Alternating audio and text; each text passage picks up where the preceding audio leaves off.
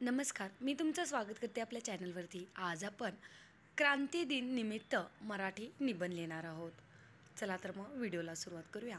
9 August 1942 रोजी चळवळीस सुरुवात झाल्यानंतर ब्रिटिश सरकारने महात्मा गांधीसह काँग्रेसच्या इतर मोठ्या नेत्यांना अटक करून चळवळ दडपण्याचा प्रयत्न केला।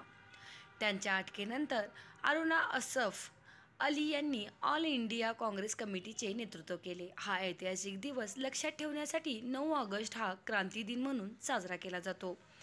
भारत छोडो आंदोलनाची सुरुवात ऑगस्ट महिन्यात झाल्यामुळे याला ऑगस्ट चळवळ किंवा ऑगस्ट क्रांती असेही म्हणतात। गांधीजींनी देशाला संबोधताना त्यांच्या भाषणात करो या मरो चे आवाहन केले। भारतातील ब्रिटिशांची सत्ता संपवण्यासाठी ही सविनय कायदेभंगाची चळवळ सुरू केली होती। स्वातंत्र्याच्या लढ्यासाठी देशाला आवाहन करण्यासाठी महात्मा गांधी आणि काँग्रेसचे नेते 8 ऑगस्ट 1942 आणि 9 ऑगस्ट 1942 रोजी या ठिकाणी एकत्र जमले होते।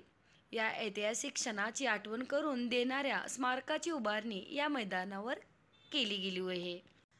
या दिवशी आपण आपल्या देशाच्या प्रगतीसाठी, सामाजिक न्यायासाठी आणि मानवतेच्या कल्याणासाठी एकत्रपणे कार्य करण्याचा संकल्प करावा। क्रांती दिनाच्या निमित्ताने आपण सर्वांनी एकत्र येऊन आपल्या देशाच्या उज्ज्वल भविष्याची गुढी उभारावी। वंदे मातरम।